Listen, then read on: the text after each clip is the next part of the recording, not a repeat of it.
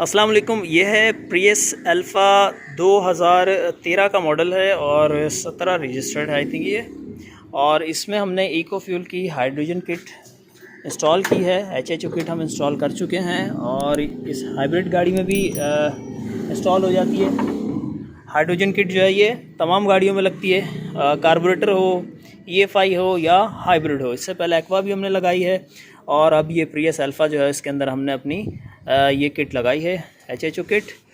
अच्छा जी, तो काम ये वही उसी तरह से करेगी जिस तरह से ये EFI गाड़ी के अंदर करती है कि जैसे ही इंजन स्टार्ट होगा तो हमारी किट स्टार्ट होगी, इंजन ऑफ होगा तो किट भी ऑफ हो जाएगी। ठीक है जी।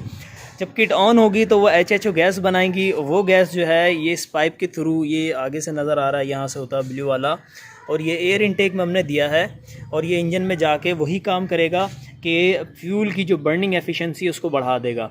जब फ्यूल मुकम्मल बर्न होगा तो पीछे कार्बन नहीं बचेगा और इंजन का जो कार्बन है, इंजन में जो भी जमा हुआ वो HHO जो है वो क्लीन करता है आहिस्ता आहिस्ता। ये क्लीनिंग का प्रोसेस भी चलता रहेगा। ठीक है जी। तो हमने चूँकि इसको अब 3 फ्यूल वाला कर दिया है, यानी पेट्रोल है, इलेक्ट्रिसिटी है, हाइब्रिड है ये। ठीक है जी। तो तीसरा हमारा HHO भी आ गया। तो अब क्या होगा कि जी हाइड्रोजन ऑक्सीजन जाने से 30% फ्यूल हम जो है वो मज़ीद कम डालेंगे इसके इंजन में और उससे फिर हमें जो है वो 30% तक की सेविंग बड़े आराम से इसके अंदर मिल जाती है, क्योंकि हमने हाइड्रोजन और ऑक्सीजन जो है वो इसको दे दिया है, तो वो कमी फ्यूल की पूरी हो जाएगी इस तरह से।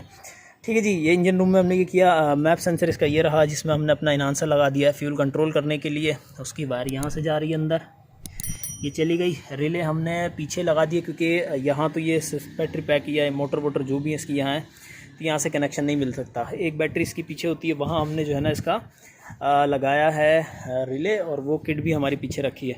तो इंजन रूम में हमने बस ये काम किया और उसके बाद अब हम पीछे चल के दिखा देते हैं किट वाला हिस्सा।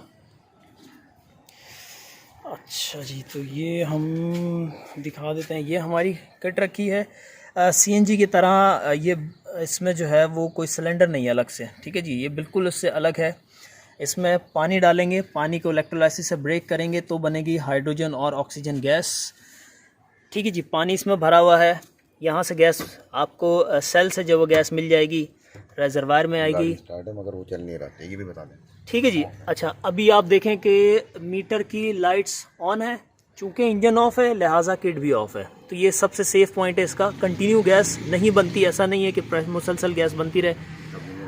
ये इंजन स्टार्ट हुआ गाड़ी और ये किट भी हमारी स्टार्ट हो गई। ठीक है जी। ये जो बबल बन रहे हैं इस वक्त गैस के, ये HHO गैस है जो कि पानी से हमें मिल रही है। इसमें कार्बन नहीं होता। सबसे अच्छी बात ये है, तमाम फ्यूल जितने भी होते हैं सब के अंदर कार्बन होता है, जबकि ये हाइड्रोजन और ऑक्सीजन है बस। साइड में इसका लेवल दिया हुआ है इस बबलर के अंदर, वर्टिकल रिजर्वायर में लो और हाई। जब ये लो पे चला जाएगा, ये तो खैर हाइब्रिड है तो इसमें तो ज़्यादा ही चलेगी, कोई 500 किलोमीटर चलने के बाद इसमें पानी डालेगा। और ये बबलर है, इसमें भी पानी कम ही डालना पड़ता है, जब ज़रूरत पड़ेगी तो ही हम जो है वो उसके अंदर पानी डालेंगे। इसके अंदर भी जो है वो हमने लो और हाई की मार्किंग कर रखी है। ठीक है जी। करंट भी बहुत ज़्यादा नहीं लेता, ऐसा नहीं है कि आपकी गाड़ी की बैटरी के ऊपर इफेक्ट डाले। 3 एम्पियर 370 इस वक्त इसके अंदर करंट जा रहा है। ठीक है जी। अच्छा, हाइड्रोजन ऑक्सीजन से मुकम्मल फ्यूल बर्न होता है तो स्मेल कम हो जाती है। इस वक्त इसकी स्मेल जो है वो काफ़ी हद तक कम हो गई है और स्टीम जो है वो फील हो रही है हाथ पे काफ़ी।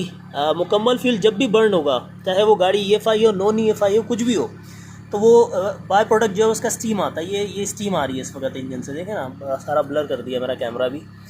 तो इतनी स्टीम है और ये आहिस्ता आहिस्ता जो है वो इस तरह से काला पानी आएगा। आमतौर पे पानी जो है वो सफ़ेद आता है। HHO जब भी लगती है गाड़ी के अंदर तो अच्छी बात ये होती है कि वो कार्बन को भी अपने साथ लाती है। तो जैसे जैसे कार्बन आता जाएगा बाहर जी, ओके, जैसे जैसे कार्बन इसका आता जाएगा वो साफ़ होते जाएगी सारी चीज़ें, कैट वगैरह सब साफ़ हो जाएगा। जी जी। हाँ, अच्छा नहीं ले रही, चलें ठीक है, इसको ऐसे ही स्टार्ट करेंगे। हाँ ठीक है। तो अभी हम इसको चलाएंगे और चला के इसका जो है वो सेट करेंगे इन्हांसर। इन्हांसर की सेटिंग ये है कि फ्यूल ज़रा सेट करना होता है। जितनी हमने HHO गैस दी उतना फ्यूल कम करेंगे, दैट्स इट, गाड़ी जो है वो चलती है। और ये बिल्कुल काला ड्रॉप एक गिरा है, कार्बन से भरा हुआ पानी।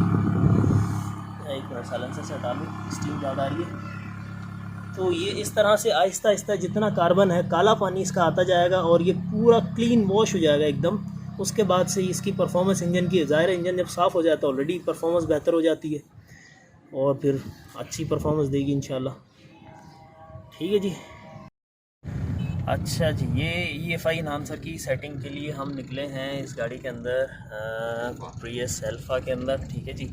और ये बढ़ाते बढ़ाते मैं 4 तक तो ले गया उसको, अभी भी गाड़ी जो है वो नॉर्मल फील हो रही है। अच्छा होता ये है कि बड़े नंबर पे जाएंगे सेविंग बढ़ती जाएगी, पावर कम होती जाएगी। जब अंडर पावर होती है तो हम इसको वापस करना शुरू कर देते हैं। फॉर एग्जांपल जैसे 4 के ऊपर जो है वो अंडर पावर हो रही है, हम 3 पे ले आएंगे।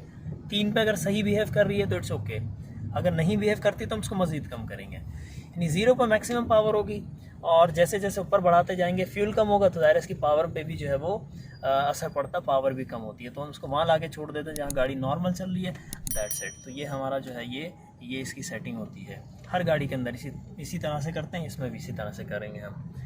अच्छा जी, अभी करंट एवरेज क्या दिख रहा है इसका, 24.2 है अभी तो। ठीक है।